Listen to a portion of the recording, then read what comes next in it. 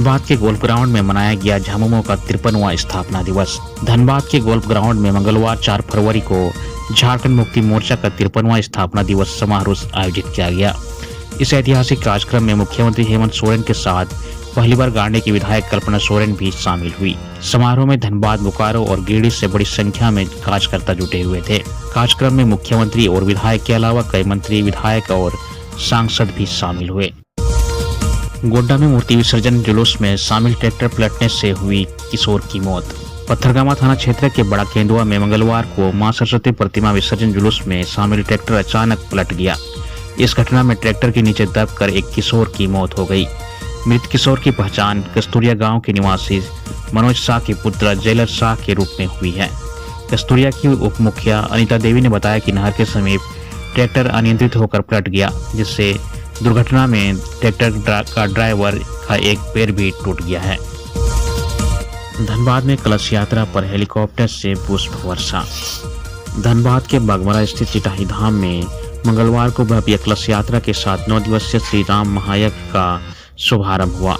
दामोदर नदी से निकली भव्य कलश शोभा यात्रा में विभिन्न झांकियां, हाथी, घोड़े और विभिन्न राज्यों के लोक नृत्य का प्रदर्शन किया गया।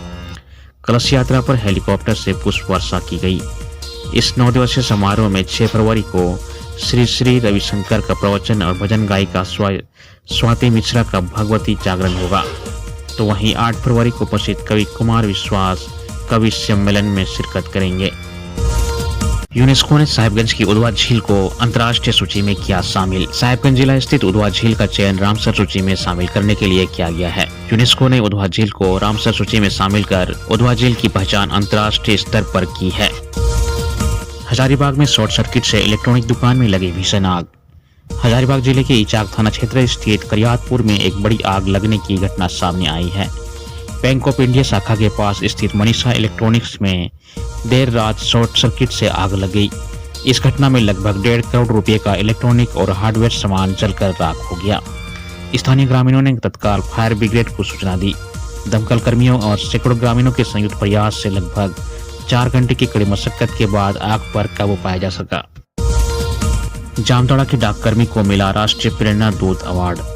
जामताड़ा जिले के करमाटाड़ प्रखंड के अंकुरी के निवासी डाक विभाग में कार्यरत एहतसामुल हक को राष्ट्रीय प्रेरणा दूत अवार्ड 2025 से सम्मानित किया गया है।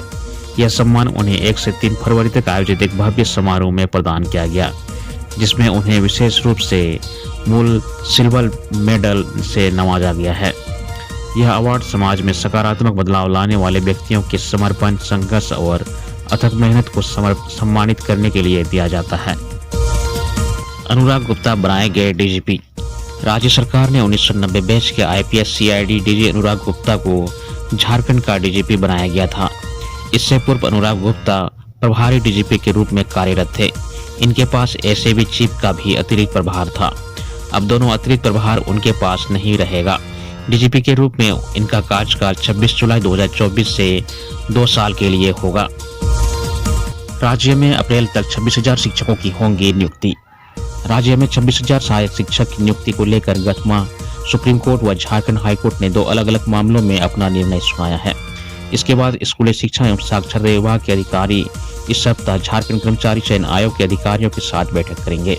शिक्षा विभाग अगले शैक्षणिक सत्र शुरू होने के पूर्व नियुक्ति प्रक्रिया पूरी करने की तैयारी कर रहा है। राज्य में नया शैक्षणिक सत्र अप्रैल से शुरू होगा। राज्य में सहायक आचार्य के 50,000 पद सृजित। राज्य में सहायक आचार्य के 50,000 पद सृजित हैं। इनमें से प्रथम चरण में 26,000 शिक्षकों की नियुक्ति की जा रही है। इसके बाद दूसरे चरण में 24,000 शिक्षकों की नियुक्ति की जाएगी। दूसरे चरण की नियुक्ति के पूर्व झारखंड में शिक्षक पात्रता परीक्षा ली जाएगी। धनबाद में शादी समारोह में हर्ष फायरिंग। दुल्हन के चचेरे भाई को लगी गोली। धनबाद के गोविंदपुर में एक विवाह समारोह के दौरान हर्ष फायरिंग की घटना में एक युवक गंभीर रूप से जख्मी हो गया। घटना में दुल्हन के चचेरे भाई के पैर में गोली लग गई। पुलिस ने बताया कि बारात बागमारा से आई थी और घटना के बाद घायल युवक को दुर्गापुर अस्पताल रेफर कर दिया गया है। सिरसिता नाला में 6 फरवरी को जुटेंगे हजारों श्रद्धालु। गुमला के डुमरी प्रखंड स्थित चिरसी गांव में उरांव समुदाय के तीर्थ स्थल सिरसिता नाले में इन दिनों बड़ी संख्या में श्रद्धालु पहुंच रहे हैं। फरवरी के पहले गुरुवार को झारखंड सहित कई राज्यों से श्रद्धालु सिरसिता नाले दर्शन और पूजा के लिए पहुंचेंगे। मान्यता के अनुसार फरवरी के पहले गुरुवार को विशेष महत्व है। केंद्रीय शरण समिति रांची के अजय तिर्की और समिति से जुड़े लोग 3 फरवरी को सिरजिता नाले के दर्शन के लिए पहुंचेंगे। अजय तिर्की की ओर से गुमला के उपायुक्त को ज्ञापन सौंपकर श्रद्धालुओं के लिए नागरिक सुविधाएं की व्यवस्था करने की मांग की गई है। सीबीआई की टीम रामचंद्र चंद्रवंशी विश्वविद्यालय में 3 घंटे तक की जांच पड़ताल।